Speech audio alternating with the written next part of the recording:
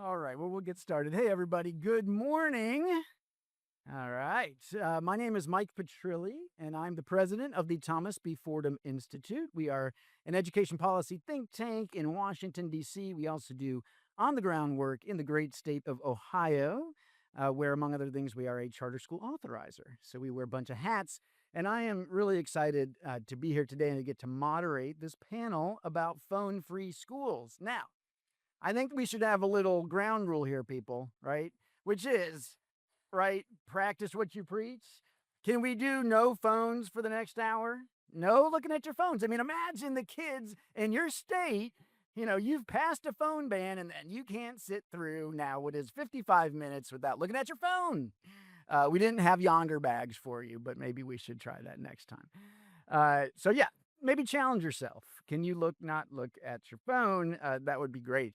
Governor Bush already teed this up, as did Patricia earlier this morning, about just the incredible movement that has swept the country in recent years. And I really do think it did start here at ExcelinEd just a few years ago with Jonathan Haidt's keynote address, laying out the evidence about what phones were doing to our kids and our schools, plus his common sense. I saw Jonathan the other day and I said, God, a lot of us have been working in ed reform for decades. It's like pushing a boulder up the mountain just to get something passed. And then Jonathan Haidt comes along and all of a sudden 23 states pass, phone bans. Pretty impressive.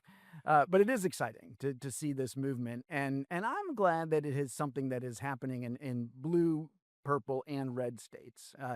I was a little worried at first that this was going to be another one of those issues that was going to get polarized, politicized, but it really does look at this point like policymakers from every persuasion understand that having phones and other devices, which we'll talk about, in schools is a real problem, right? And that a lot of what's happening to our kids when they're on these devices outside of school is a big problem as well. Uh, I'm excited to hear from our panel today about the evidence on what phones do to our kids, as well as the evidence on what happens when we implement policies to get them out of the classroom. Maybe we can talk a little bit about, again, not just phones, but other devices as well. A couple of recent articles in the New York Times in just the last few days have been making this point that, hey, it's great to get the phones out, but if the Chromebook is still on the desk and it's basically just a big phone, that's still a problem. Gene Twenge made a great argument about that just the other day. And another article that was about teachers saying their experience that this is a huge challenge. It's still kids, whether they're doing harmless things like looking at silly videos or harmful things. My son, who's in high school, claims, N of one, that if you look around, the classroom in his school, all the boys are gambling during class. They're just flat out gambling, playing poker live. They are betting on sports, et cetera, et cetera. We shouldn't be kidding ourselves. And by the way, that high school is supposedly a phone-free school, which is complete, what's the nice word to say? Malarkey. Rubbish. So again, not enough to pass the law. A lot of other things have to happen next. So we're going to unpack all of that in a brief time here today. Great panel. Let me briefly introduce them. You can see more on the app. First of all, Superintendent Ellen Weaver from South Carolina. Ellen was elected as South Carolina's 19th state superintendent of education in 2022. And she's going to talk about South Carolina's really nation-leading efforts to get phones out of the schools and doing it in partnership with teachers, which I think is super interesting. Then we've got Melanie Hempe from ScreenStrong. ScreenStrong, and she's going to talk about this better than I can, but a really cool national nonprofit that is helping students break free from their harmful screen habits. This all started when her oldest son developed a really bad video game addiction. And that got her working on this issue and realizing what a big problem it was. And now she's built this great organization. I think you see some of the materials on your chair, more of them available, children's books, all kinds of cool stuff to try to help kids understand what these devices are doing to their brains. And then finally, David Figlio from the University of Rochester, who is his official title, the Gordon Fife Professor of Economics. He used to be the provost there. He was at Northwestern School of Education. He's a research associate at the National Bureau of Economic Research. if you don't know, if you're not a super nerdy wonk like I am, you don't know that David Figlio is one of the nation's leading scholars in education policy. He's done tremendous work over the years on things from vouchers and charter schools, but now has an important new study out on phones. And we're going to hear about that as well. Okay. So let's do it. You guys are doing well. I don't see phone. I do not see any phones out right now. Very good. Keep it in your backpack, class. Okay. All right. So let's just start with a broad question for everybody, which is why is this important for this to be a priority, to get phones and other devices out of the classroom? Superintendent Weaver, why don't you go first? Absolutely. And I just want to say a huge thank you to ExcelinEd for the light that they have brought to this issue. Like you said, I think we were all here a couple of years ago when Jonathan Haidt spoke. And my staff, many of whom are here today, will tell you, don't give me a problem if you don't want me to solve it. And so hearing the research that he laid out, it was just so compelling. And I think that it's really important to predicate this conversation on the moral imperative. I mean, we as a society have performed a wholesale, uncontrolled experiment on an entire generation of students that has never before happened in human history. And we can navel gaze about correlation versus causation, but when the correlation to the outcomes and the deficits that we are seeing in our students correlate so strongly to the enactment or the availability of these screens, we would be morally irresponsible as the adults in this situation to not do something on behalf of our students. And so that's what really impelled and compelled me in South Carolina. And so I'm so thankful for the partnership that we've had with our General Assembly. I said, we don't really have time to wait and go through a whole rigmarole of passing this, really laborious legislative process. So we did it as a 1 year budget proviso just so that we could get some momentum at our back. And that's what I would encourage our states who have not yet joined the coalition of the willing is to look for those small places that you can start, but don't delay because these kids will never get a second chance at their childhood and their education. I, yeah, very good. And I love that moral. You're right. We got to think about this in moral terms. I'm old enough that I remember that you could smoke in my high school growing up, right? We look back on that and it seems crazy, right?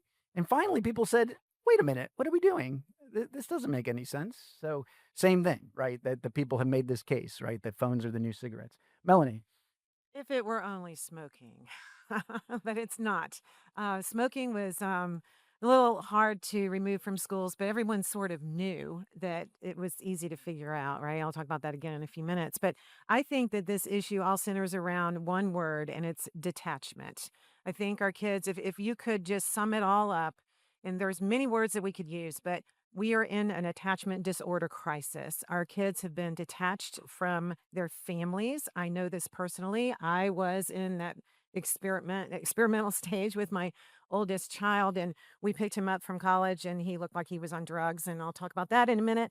But he was detached from our family, and our children are being detached from their teachers. They're being detached from their peers. Even though we think they're connected, they're not. They're very detached, and they're detached from themselves, really. They're very confused because they don't know who they are anymore. And I think the school day phone use interferes with so much of their development. And that's what I want to talk about today during my turns. I want to talk about child development. And if we look at this from a child development viewpoint, we will get the answer. It is not hard to figure out their attention and their focus, their motivation and reward system, but then also their emotional health and their social health. It's not just like smoking, right? It's not just one thing. There's so many things. In the child development, where they are in child development, this doesn't fit. It doesn't match. And that's why we do what we do. We try to educate as many people as we can about this. Okay, so my business is separating correlation from causation. Thank you. But I'm going to tell you in a moment, and I think Emily Oster at lunchtime is going to show you a picture or two about my study as well. So you'll get to see a picture. I At least she wrote to my co-author me and said that she was going to. So we'll find out. I'm going to show you, tell you about a study that my co-author Uma Ozek and I just did in the state of Florida, where we find the first causal evidence to back up what my colleagues on the stage have been thinking about. I'll tell you why I came to this research, because cell phone bans is new to me. Most people in this room, if you know my research at all, you know it because of the work on standards, school accountability, school choice, vouchers.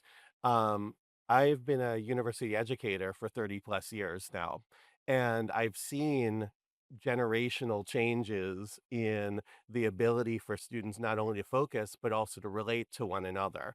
So, as Mike mentioned, I was provost at the University of Rochester until 2 years ago when I stepped down for health reasons. Everything's great now.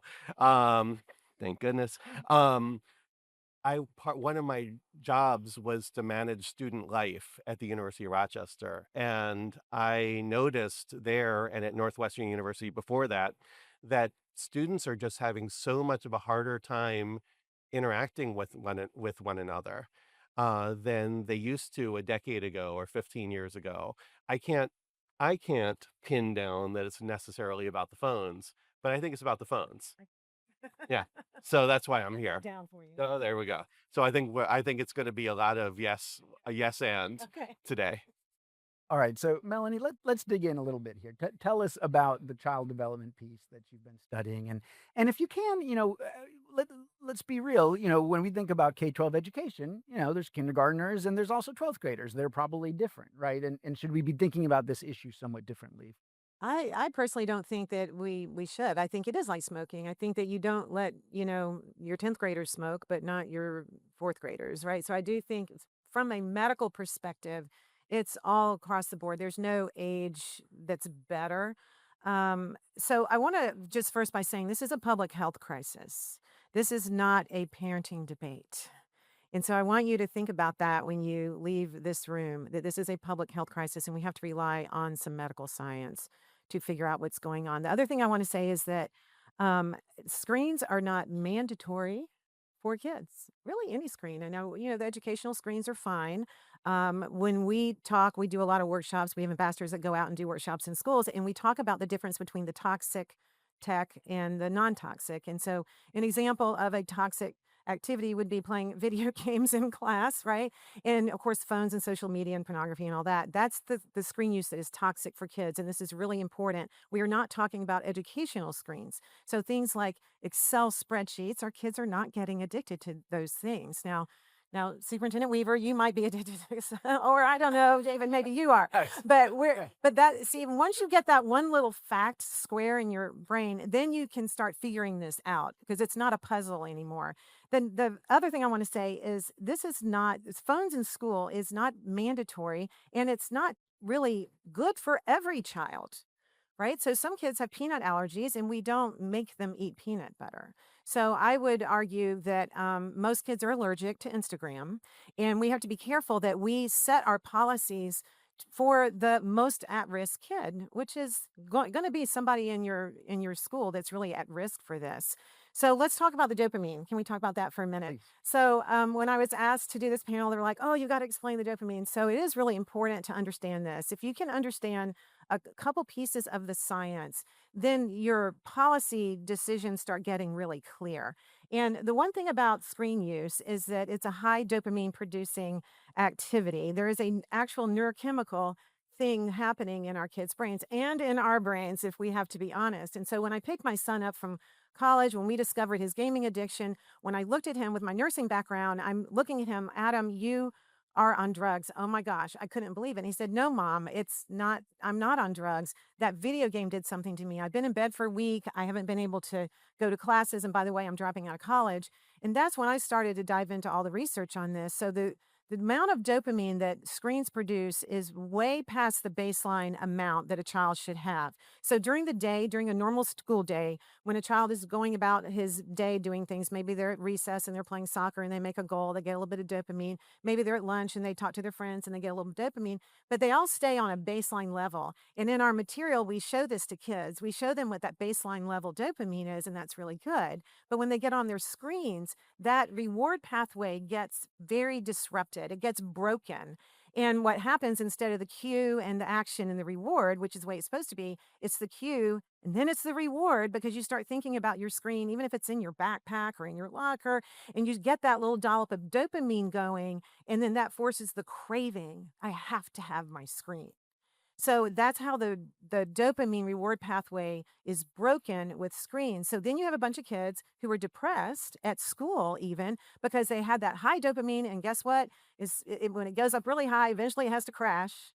So that's where the depression comes in. That's why my son was in his dorm for a week and why he couldn't go to his classes. It causes depression. This is not a parenting debate issue. This is a medical thing that is happening in their brains. And once we can get kids to understand this, once we can get parents to understand this, once the teachers understand it, then the phone-free school thing really makes sense.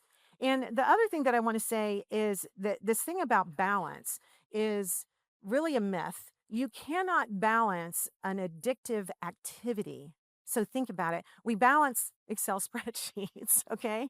And we balance writing essays, but we cannot. It is medically impossible to balance an addictive activity. That's where all the frustration has been in this space with schools and with, and parents. We're trying to balance all this.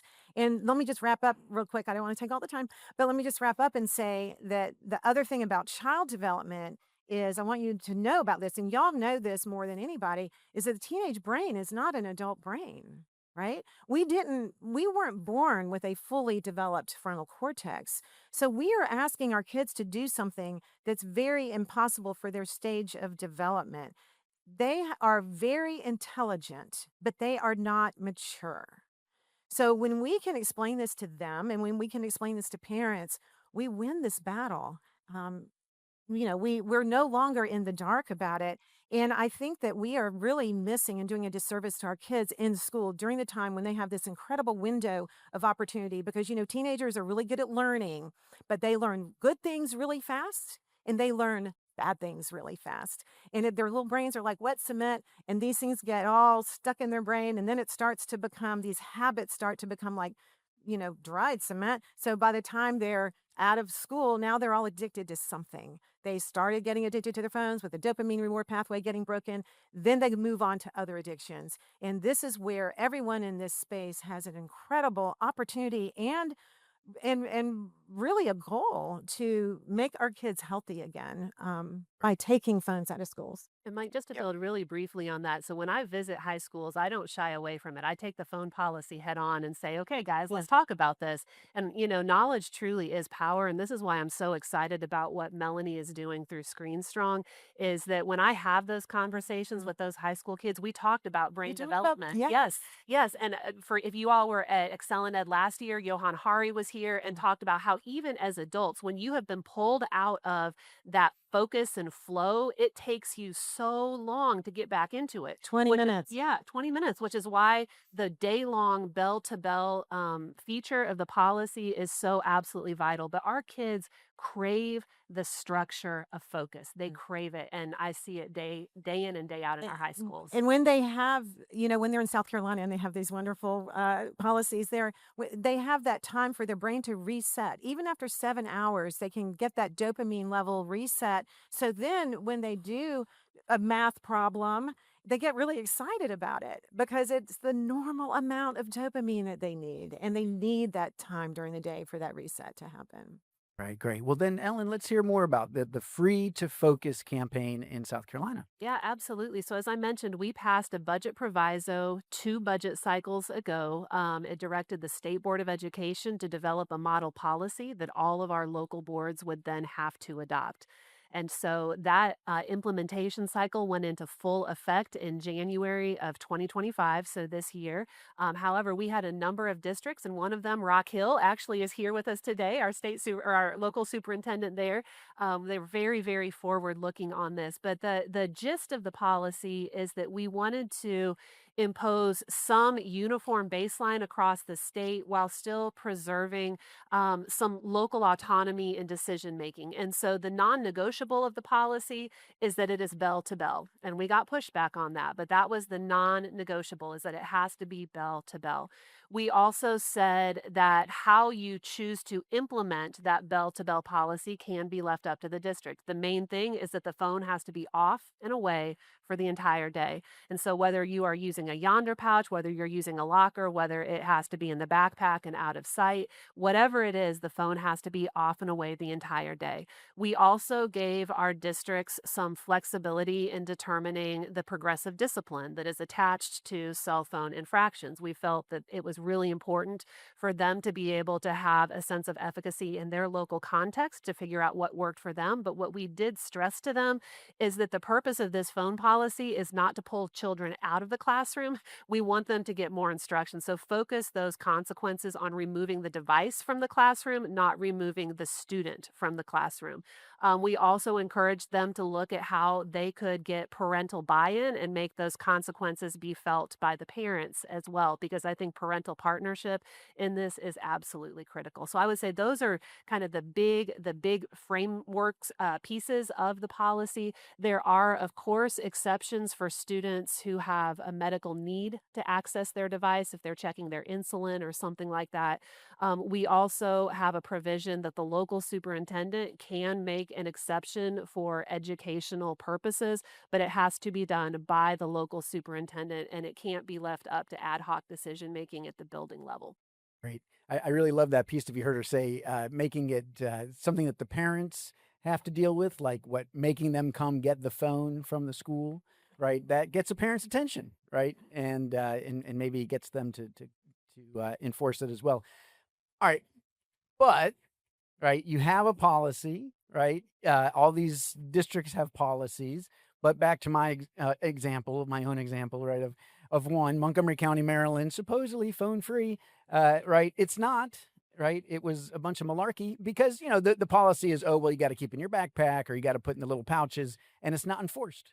So, how do you get to the point where you have this policy on the books to the point where you actually feel confident that in South Carolina's classrooms, students are free to focus and it's actually being implemented? Well, we find that our best partner in this work are the teachers because they are hungry for this policy. They are sick to death of being cell phone police. And so, what I have heard over and over and over again from teachers, and what I didn't say in terms of the building of the policy, we actually sent out a survey before we enacted any policy to all of our teachers, and we had a 20% response rate. For those of you who do surveys, that's a pretty wicked big response rate, right? I thought we were going to shut down our computers. The responses were coming in so fast. I was like, I think we've hit a nerve. And so we are regularly and routinely surveying our teachers to talk about, is this being implemented in your district? And so that gives us direct insight. And what the teachers tell me more often than not is that they just want somebody to have their back. And when there is a uniform expectation across the entire school, that everybody is doing the same thing and that the expectation is set, that's where kids and teachers are actually able to settle into compliance with the policy. And the freedom that they talk about as a result of that is really, really inspiring. All right, that's great. All right, David. So let's find out, is this working? Uh, so, so my co-author Uma Dozek and I partnered with a large unnamed school district in the state of Florida to study this. Florida, as many of you know, implemented the first statewide ban in the country in 2023. That was really important because it provided an opportunity to follow what happened, roll this out over 2 years. Because there may be a bit of rockiness at the beginning. What happens as it settles in? So, given that I like to talk about correlation and causation, let me spend 30 seconds telling you a little bit about how we discerned correlation from causation. Because the first thing you might be thinking is, well, wait, state of Florida is a uniform ban. How can you figure out what's the effect of the cell phone ban if everybody's supposed to be doing it? Um, we made use of data from Advan in order to be able to study this. So Advan is a company that measures cell phone usage at a building or establishment level. We looked before the policy started at the schools where, well, we first of all, at every school we compared cell phone use during regular school days to cell phone use during teacher work days. And so we first found that there were certain schools in the school district where there was a bigger gap between those two. It turns out that those school districts, the places where there was the bigger gap, which we're interpreting as cell phone use by children in these school buildings, those were the places where we saw the biggest improvements after the ban happened. First of all, those are also the places where we saw the biggest reductions in what we were looking at as cell phone use by children as well. So before the ban, there was this massive difference across the schools in this county. After the ban, there was very little variation across the schools in this county.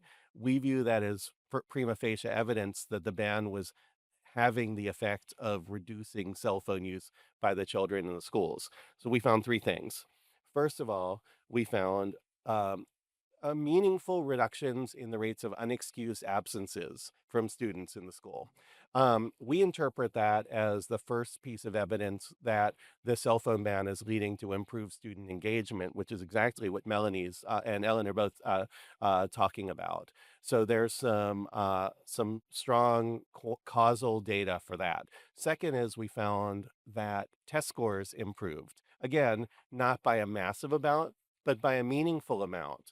Both of these things we were present in the first year, even more present in the second year as the cell phone ban set in. The third thing is that we found evidence that there was a short term in the first, especially the first part of the first year, increase in disciplinary challenges that were entirely in school suspensions due to rule violations, cell phone ban.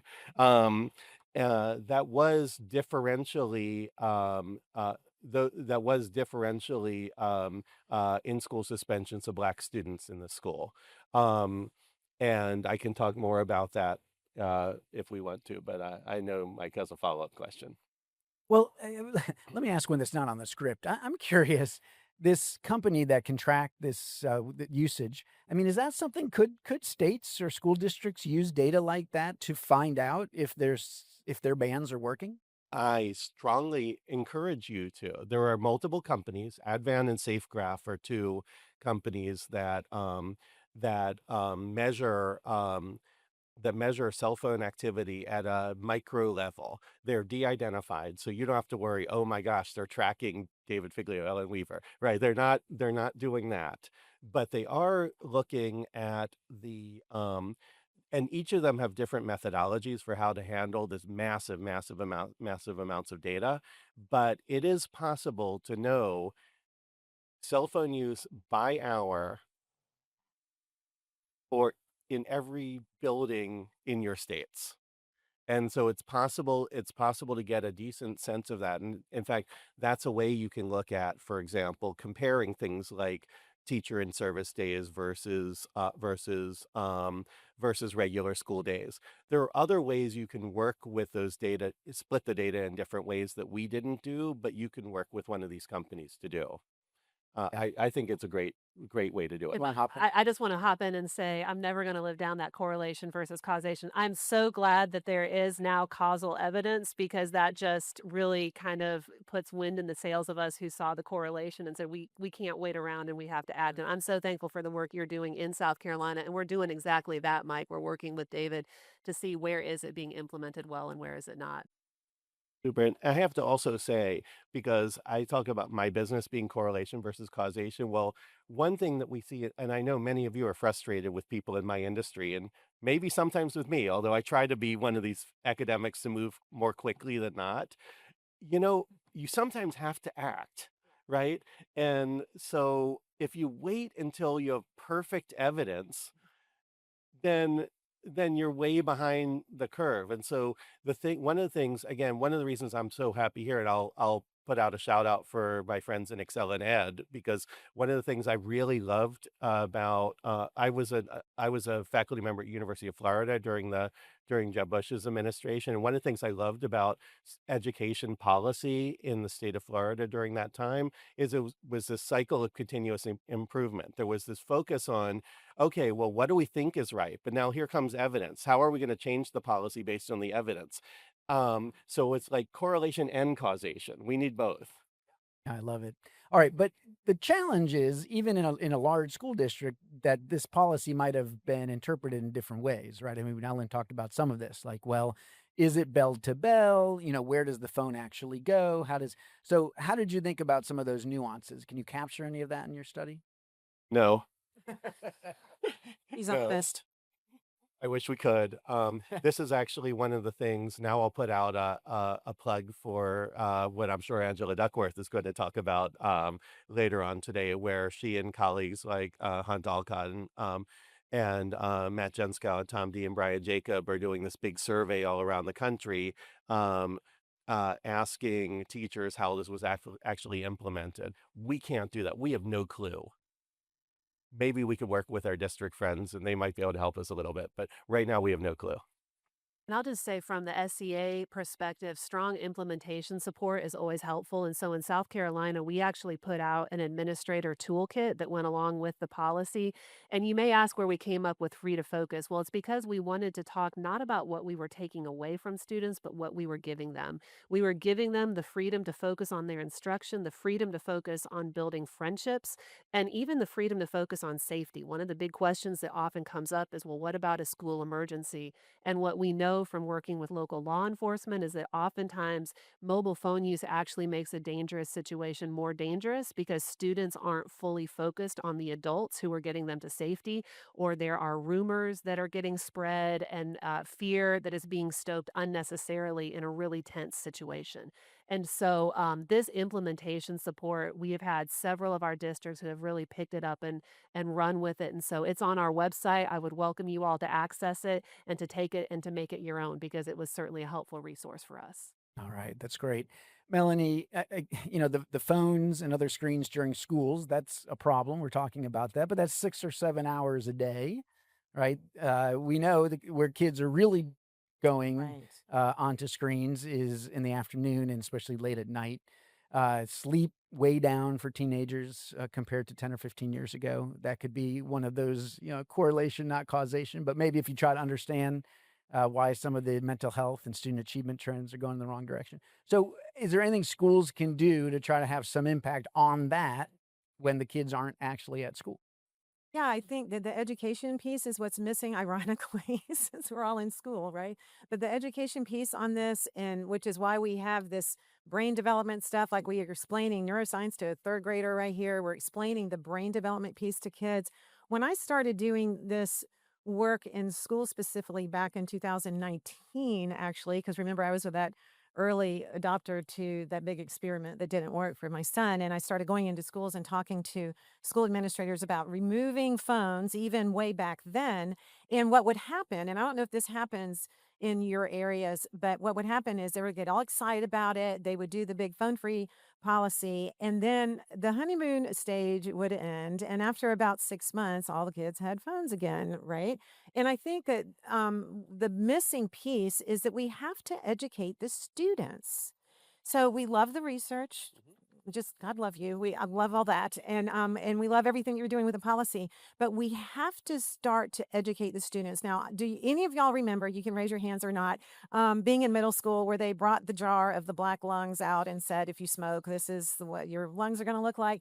That really affected me. I remember going home and telling my mom she had to stop smoking way back then. And so, what we do at ScreenStrong is we try to explain the medical science and the neuroscience to kids. And I know it sounds kind of crazy, but it really, really works. So when you get a child who really understands dopamine, now all of a sudden the kids and the students, I mean, the teachers and the parents, we can all get on the same page and we can talk about dopamine. And we're not arguing. And we're not arguing and living in this conflict zone of, why can't I have my phone at school? Oh, now I guess I understand why. Because when I'm on my phone, all this chemical stuff happens in my brain and now I can't focus and I can't do math. And you know what, Mom, you're pretty right about this. And when they go to school, and what you have seen, what you're going to talk about in a second, is how much more fun school is now when no one's distracted.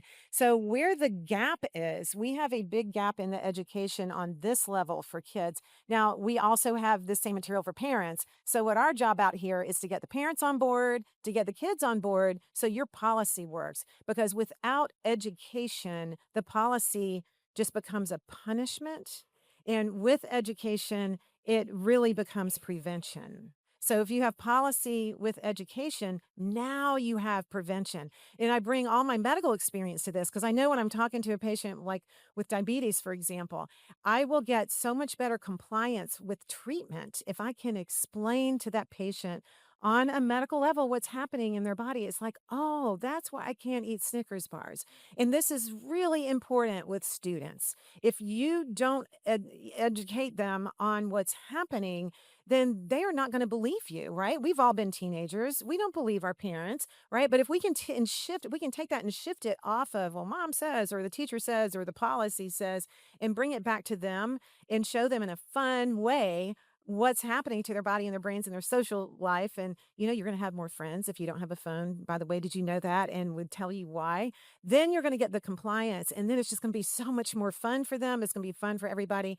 We're very positive over here. I think right now where the gap is that kids are getting a lot of education about digital citizenship and literacy, and all that may be fine, but they're learning all the bad things and the sad things and the horrible things that remember, their brains aren't even developed enough to even understand, and they're not getting the positive reinforcement for the behavior that we're looking for.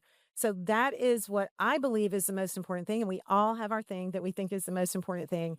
But I really believe we have to start educating the parents and the kids. And I assume we got to start young, right? I mean, there's all these Yes. studies that, Yes. so many little tiny babies are watching iPads and Well, and we start here in third grade explaining dopamine to a third grader. We did it. We cracked the code. We figured it out. And then Ellen will be so excited to tell you we have a preschool version. It's on the docket right now. So we're literally between the 3 and the 4-year-olds. And what we're really doing is we're really educating the parents, but they're reading the books to the kids. And then the big curriculum is awesome for the middle school kids, because the middle school kids really do think they know everything.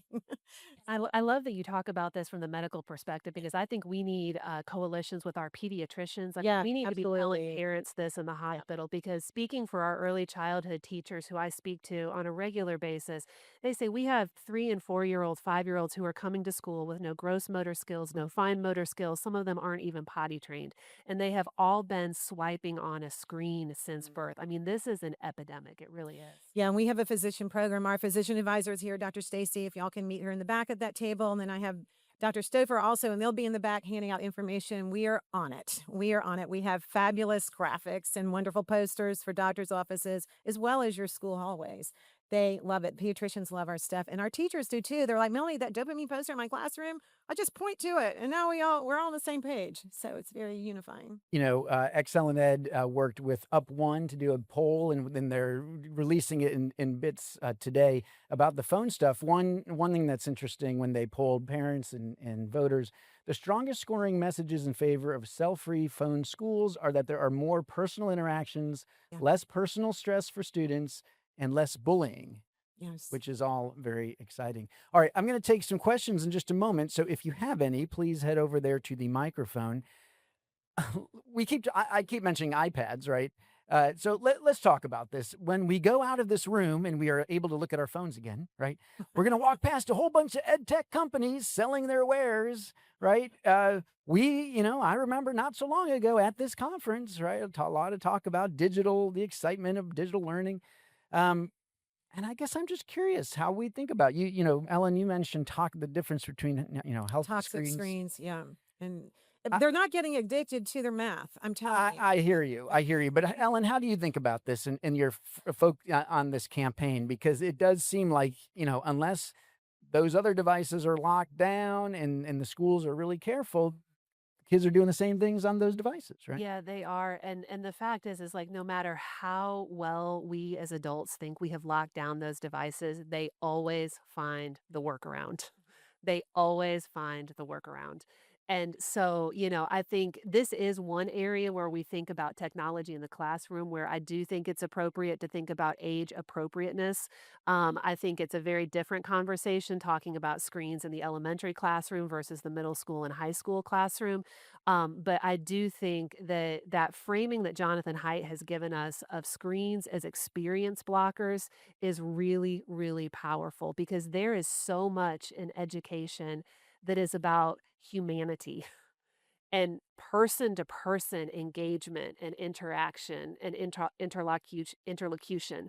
And so we have to reclaim that in balancing screen use in the classroom. And I think it really starts with just recognizing that we have a problem and that we have to talk about what those solutions look like. Those solutions may look different in different contexts. And for example, I do believe that there is huge promise in high dose tutoring with AI tutors in a walled garden. There are some wonderful applications I've seen that really are closing learning gaps for some of our most challenged students, but that can't be the totality of their education experience. That's where it does become about balance. And I believe that we have to understand that kids do not use screens the way adults use screens. So we have all these wonderful intentions for these things to happen. And we just have to understand their brain is different. They're looking at it very, very different. So, with any screen use in your classrooms and your districts, there has to be the human interaction with it as well. It almost has to be, in some sense, almost like a co viewing situation where, the teacher's still very involved because kids don't use, they will not use that software the way you think that they're going to use it. And they're always going to be looking for the workaround. We know this. And I can tell you're struggling with that still. No, no, and look, and a lot of parents are frustrated because maybe we're trying to have our kids not on screens as much at home, but the homework is on the screen, right? There's no textbook anymore. Everything's on the screen. It's on the learning management system. You have to go. So it's Yeah. we have really embraced this, Yeah. maybe more than any other country in the world, which is perhaps why we're having some struggles lately. Yeah, I just think that's one of the biggest challenges. We kvetch about parents not being engaged, but we literally have put up barriers to their engagement. Right. I have an eighth grade nephew, and I hear that from my brother all the time. He's like, "Why is everything on this dang Chromebook?" Like Does I it say can't help. dang? Yeah. I was like, He's like, I can't help him because I don't know how to find it. Yeah. Okay. Yes. Please tell us who you are, where you're from, and ask your question. Thank you. I'm Angie Gallo. I'm actually a school board member in Orange County, Florida, which I believe is where the study came from. So I just kidding.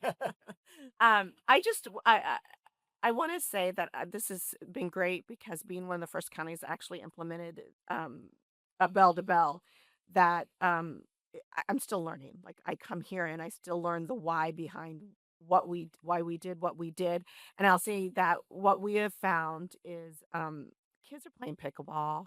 They're communicating, they're playing games. We bring games out in middle and high school, and the actual connection, that connection piece that our workforce um, says so often is missing, that those soft skills, we don't call them soft skills anymore, but those soft skills that kids don't have. So I was just wondering if there's anything in the data that has shown, I know it's really early, so probably not, but has anything shown that by taking the cell phones away, that we're increasing those soft skills in communication and communication and shaking hands and looking people in the eyes and being able to interact with other human beings? Are we seeing any correlation with that type of behavior? David, is anybody able to study that sort of thing? So I think that we're in the early days of that type of thing. So I'll put on a different hat now. I'm one of the leadership team on the for a project that's run out of the Urban Institute called the Student Upward Mobility Initiative. Um, um, and shout out to the Walton Foundation, which I know is a major supporter of that, and also a major supporter of this. Um, One of the things that we're in the process of doing now is considering a large number of proposals that are trying to get it actually exactly these types of things. So creative ways that are actionable and spreadable for states and school districts to be able to get early indicators of exactly these types of upward mobility. So um, I think hopefully we're going to be able to fund.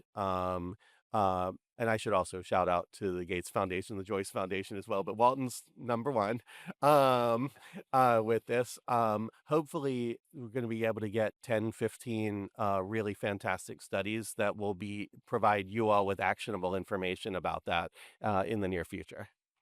And I just wanted to chime in about the joy of the policy. So I don't have hard data, but I can give you anecdotes. I have had teachers who have told me this is the best year that they ever had in their classroom. They talked to me about the joyful noise in the lunchroom. They said kids are bringing Skip-Bo and Uno and Legos and things to the lunch table and actually talking to each other. And if you all want to feel really old, talk to high school kids. Did any of you remember the disposable camera era? Okay, right? So we have a high school student named Aliana who has rediscovered the joys of disposable cameras since they can't have their phone out. And I just want to read you what she said. She says, no one has the distraction of social media. You're not in the moment of looking for likes. You're not looking for the comments. You're looking for straight, candid moments. So sharing that moment and just capturing it on camera is perfect. Yeah. And that's what this Love it. policy is all about. I love it. I love it. Although I got to say, pickleball, I just don't know if that's going to really be. Okay, During- at lunch, I was going to say. I mean, I don't know if that's the sound of joy. That's not what I think of as the sound of joy myself. But that's my anti-pickleball. And let me just say really quick to that. In our curriculum for the middle school kids, we have at the very end of it, the kids do a 7-day challenge, and that's where they take 7 days off their video games and their social media and all that in their concentrated period of time. And then they end it with a Friday fun night. And this has been the biggest success that we've had with these kids. And I'm thinking, well, they're just playing minute to win games. We have to give the parents all the instructions because, by the way, they don't even know how to plan this stuff. So we're partnering with the parents and we're empowering the parents. And the kids say they have so much fun. And I'm like, wow, this is really great that they're playing these fun games that you're talking about. But we had to make it purposeful. We had to schedule it. And then once they do it, then they love it. And like you're seeing in your area, it's like that they're not going to go back. They're not going to go back. They love school now. They love it. Okay, yes.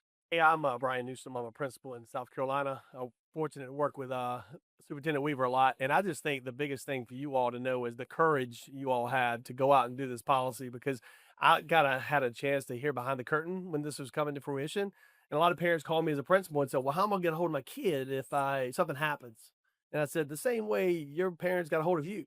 Yeah. You call the office, So I just think the courage to go out and do this policy, because a high school principal in the lunchrooms, it is louder. There's a lot of things going on, but it's good noise. It's great noise. And as a father of teenagers, I can tell you too, when they came home, they're like, Dad, we had to talk, because they would sit by each other and text each other instead of actually communicate face to face with each other. So it takes a lot of courage to want to put this policy together, because parents are going to come back to you and be all negative about it. But as a high school principal, as a practitioner, I can tell you it's been wonderful for us. I appreciate your leadership in South Carolina and all you've done. And it takes the guts to go out and do that, because we have to advocate for kids. And it's been wonderful for us as a principal. And I appreciate you all continuing the research you do to show even more to parents that they were wrong, that we were right. It's great to be right sometimes in education, but it's so good to see the things happen to fruition, and kids are coming back saying, thank you for doing this. Now I can communicate and I don't have to be attached to these devices. So appreciate your leadership. Thank you. When What a you were wonderful testimonial. Yeah. It's a medical issue. It's not a parenting debate. Hi, I'm Julie Skelfo. I'm the founder of MAMA, Mothers Against Media Addiction, and we're a grassroots movement of parents and allies fighting back against media addiction and creating a world where real life experiences stay at the heart of healthy childhood. I want to thank you all for your presentation today. Melanie's always been an inspiration to me, and she has presented to our community. We have 35 chapters in 22 states, and we are growing and advocating for phone-free schools. But one of the things I wanted to raise today is this issue of evidence. I'm always kind of surprised when I hear people saying there is no evidence and we still need to do studies, when we actually have centuries of evidence about what kind of inputs create healthy learners. The idea that experiential experiential learning, doing things with your hands, multi-sensory experiences are what shapes the brain in certain ways. And so I'm just wondering why we need to look for more evidence when there's so much already out there, going from Waldorf schools and Maria Montessori to, woodworking and all the ways that we've known for many years that kids learn. I'll just say one of the things that I have observed in education, it's probably not just education, is that we are often just enamored by the latest fad, right? And it's the latest and the greatest, and it's going to be awesome. And we get down this road of unintended consequences that we then have to backtrack from. And, I don't know if maybe that has been a contributing factor, but what I will tell you is that the states, like Governor Bush talked about this morning, that are seeing a resurgence in our core mission, which is student education. That is the only reason we exist, is to educate students for their future. And the states where we're seeing a resurgence in outcomes are states that are doing exactly what you talk about, which is take a common sense, tried and true approach to what we have always known to be true about education. You have to focus on the fundamentals and you have to support that student to teacher connection, which is where the magic really happens. So thank you for your advocacy. We are running up against time, so why don't we get these next two questions and ask them both, and then we'll answer them both and wrap up. Hello, Kim Whitman with Smartphone Free Childhood US and Distraction Free Schools Policy Project. So everybody knows we have a model bill for phone free schools. You can stop by our table. It's right next to the registration table. That model bill, David, is bell to bell phone free schools with inaccessible storage. I was wondering if you could speak a little bit to the benefits that you get from removing the devices, these addictive products from the students, the benefits to not only the students, but the teachers so they don't have to police the phones. Okay, great. Hold that thought, and then let's get the next question as well. My name's Rob Eleveld. I'm the co-founder and CEO of a nonprofit called Transparency Coalition, and we focus on advocacy at the state level to try and protect kids from addiction, social media, specifically artificial intelligence. And we joked a little bit about causality versus Correlation. correlation. You all are reacting to companies that are targeting addiction in your kids and all of our kids. Let's not be, they call it engagement, it is addiction.